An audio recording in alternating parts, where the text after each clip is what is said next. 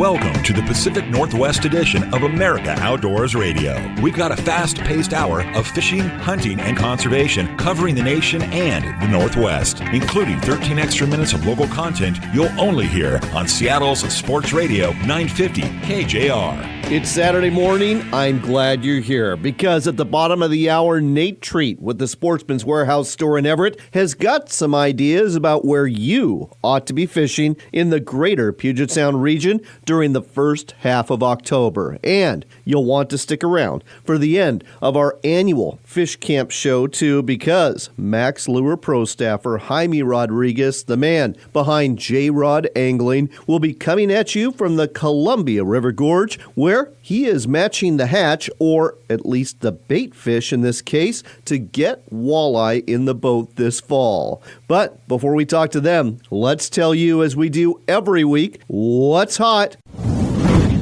This week in the Pacific Northwest, brought to you by your local Sportsman's Warehouse stores in Everett, Silverdale, Federal Way, and Puyallup, which all have the gear you need for hunting season, whether it's ammo, whether it's decoys, whether it's boots, whether it's clothing, whether it's rifles, whether it's shotguns. You'll find it all at America's premier outfitter, Sportsman's Warehouse. Speaking of hunting season, the Eastern Washington Youth Waterfowl Hunting Day is happening today, but if you can't make it east of the Cascades, take a kid in your life to the Tacoma Sportsman's Club in Puyallup between 10 and 4 today to celebrate National Hunting and Fishing Day. WDFW and several partner organizations are putting on this free event for kids 17 and under, meant to introduce them to the sports of fishing and hunting. Kids with an adult will get a chance to shoot firearms, arrows, and air rifles under the guidance of trained volunteer staff members. And on the fishing side, they'll get a chance to cast and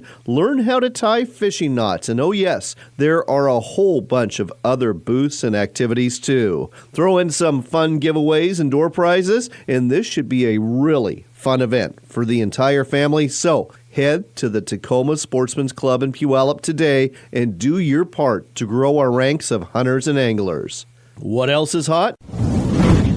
The results of last weekend's Everett Coho Derby. That's what. Nearly 2,000 people participated in this event and 930 coho salmon were caught, weighing on average about 5.4 pounds. That's some pretty decent fishing. Who was the $10,000 first prize winner, you ask? I'll tell you. It was Delbert Rosler from Sultan, who weighed in an 11 and a quarter pound coho last Saturday. This was also the last event of the season for the Northwest Salmon Derby Series. And if you want to know who won that tricked out Weldcraft worth $75K, I can tell you that lucky person is none other than Trevor Everett, who purchased a Derby ticket for the Edmonds Coho Derby. Next year, there are going to be close to 20 derbies, and every time you enter a Northwest Salmon Derby Series event, you are entered for a chance to win a really nice, fully loaded boat, perfect for fishing the Sound or any other bay and big lake in the Pacific Northwest. One thing that wasn't hot, my performance at the Old Farts Bass Tournament at Potholes Reservoir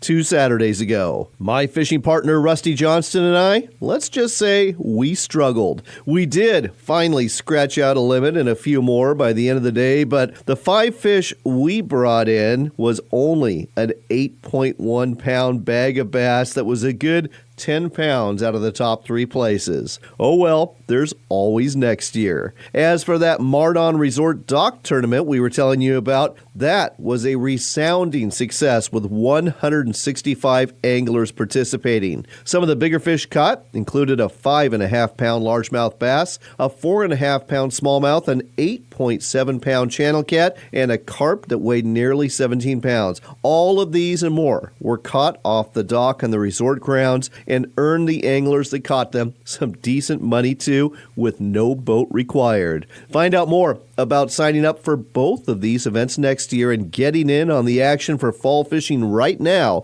at mardonresort.com. And with that, you are now in the know about what's hot and what's not here in the Pacific Northwest. That's your first local shot of the outdoors. Now let's see what's going on across the nation.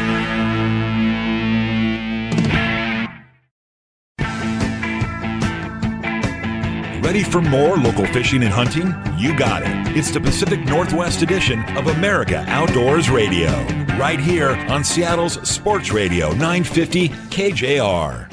It's time to check in with Nate Treat at the Everett Sportsman's Warehouse store. Nate, September is pretty much in the rearview mirror at this point. October is right here at our doorstep. Where should people go fishing in the greater Puget Sound region this month? Well, it depends on what you want to fish for. Unfortunately, the close-to-home fishery in the Skykomish, Wallace, Snoqualmie, Snohomish River is going to close at the first of this month. That's no good. You know, I do know, though, that WDFW, they have their Thanksgiving plants. Those aren't happening yet. There are some lakes that are open for trout fishing, and, you know, you got some last gasp bass fishing that's going on, too. Any suggestions about that? Yeah, I have a couple of guys coming in fishing for smallmouth. They've been targeting them in Goodwin or Lake Washington around the deeper structure areas. You know, Lake Washington, great fishery year-round. Lake Goodwin, you mainly hear about trout fishing there. I didn't know it had a smallmouth bass fishery, too. Man, I let the beans out. It's yeah, it's pretty good for smallmouth. I might get yelled at for somebody about that. All right. So what else should people be going after in the month of October? We do have some good news. The Stillaguamish and the Skagit River are going to fish for coho throughout the end of the month, and they have been phenomenal. I've seen some fish come into our derby here that are just solid, and we get that, and they just started, and they're going to go strong throughout the end of the month. All right. And are people twitching jigs for those, or what are they doing to get those fish in? Maybe tossing spinners? So the twitch and jigs has been the go-to, and wicked spinners are also killing it up there. In the pink and black or the green and black, those guys have been doing it. Darker colors obviously are the way to go. There are still some zombie pinks running around that you'd rather not hook. All right. Well, there you go, folks. If you want to get into some of those coho, and they are plentiful this year, go ahead and head on up to the Stilly or the Skagit and try twitching some jigs. And if you want some last chance bass, the smallmouth are on the bite in both Lake Washington and Lake Goodwin. And if you need tackle, look no further than your favorite Sportsman's Warehouse store. And if you stop in the Everett Sportsman's Warehouse store, Nate will not only hook you up with the gear you need, but give you a little advice too. Thanks as always, Nate. Absolutely.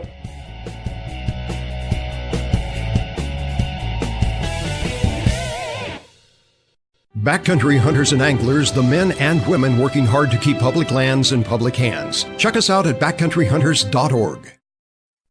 I'm Bob Loomis, and I fish for walleye. Sometimes when I'm out on the water, I feel like a destroyer captain hunting for targets with my electronics. I'm not hunting submarines, though. I'm hunting fish, and when I find that big one on the fish finder, I want to make sure she's going to bite. That's where the Smile Blade Slow Death Rig from Mack's Lure comes in. The Smile Blade spins and flashes at ultra-slow speeds, and the one-of-a-kind red hook keeps that bait moving in a way the fish can't resist. It's the Smile Blade Slow Death Rig, only from Mack's Lure. Pheasants Forever is working hard every day to ensure there's more wildlife habitat for the future. To join us, go to pheasantsforever.org. Don't leave yet. We've got one more local shot of fishing and hunting to wrap up the Pacific Northwest edition of America Outdoors Radio.